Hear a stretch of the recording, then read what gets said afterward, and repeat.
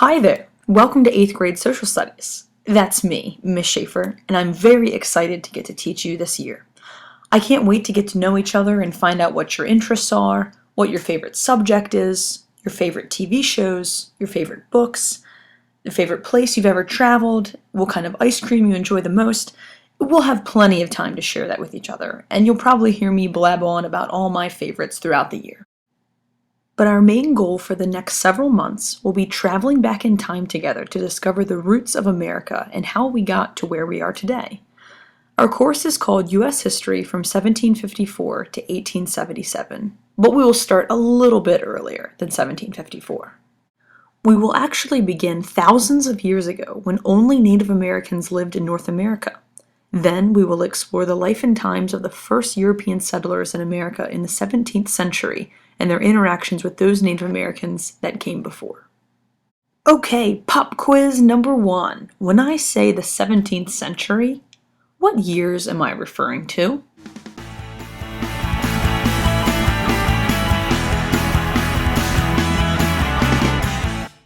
Well, if you guessed the 1600s, you are correct. That's because the years 0 to 99 CE count as the first century. The years 100 to 199 CE would then count as the second century, and so on. Each century does not match up with the years, so the years 1600 to 1699 are called the 17th century. Just like today, we are in the 21st century, which stretches from the years 2000 to 2099. After we study the first European settlements of the 17th century, we will study colonial America, where the true American lifestyle began to take shape. As we get into the 1700s, we will talk about the American Revolution, in which the 13 original colonies began to transform into the United States by declaring independence from Britain and fighting a war. After the American Revolutionary era, the United States had to build a new country by establishing a constitution, electing leaders, and creating laws and states. After we explore how the U.S. government was established by our founding fathers, we will explore the first 5 presidents of the United States, which brings us to pop quiz number 2. Can you name the first 5 presidents of the United States?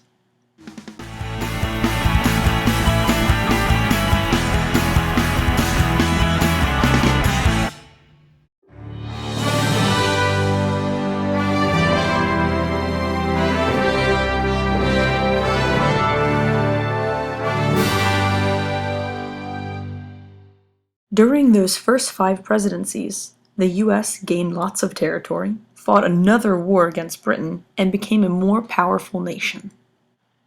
From the late 1700s to the mid-1800s, the United States grew in size, from the 13 original colonies to nearly what it looks like today. We will then begin tracing the steps that the U.S. took towards the Civil War. During this time, the North and the South had many cultural, economic, and political differences, but one of the biggest differences was that the South had slaves and the North did not. The institution of slavery caused many issues for the U.S. throughout this era, and finally, in 1861, it tore the country apart. Our course will end with the outcomes and aftermath of the Civil War, and how the U.S. pieced itself back together as one nation. I am so excited to introduce you all to some of the most important figures in our nation's history, their contributions, changes, perspectives, and interactions with each other and the world.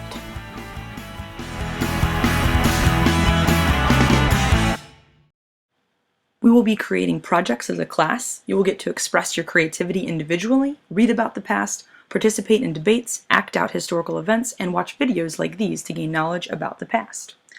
And I know that social studies is not everyone's favorite class, but my goal for this year is to make it as fun, exciting, and interesting as possible. Before you go, I have a question for you that I want you to answer on an index card. I want you to take a minute or two and really think about why we study history. What can we gain from it? Why is it so important for us to understand the past? Jot down your answer and be prepared to discuss that question with the class. Thank you for watching.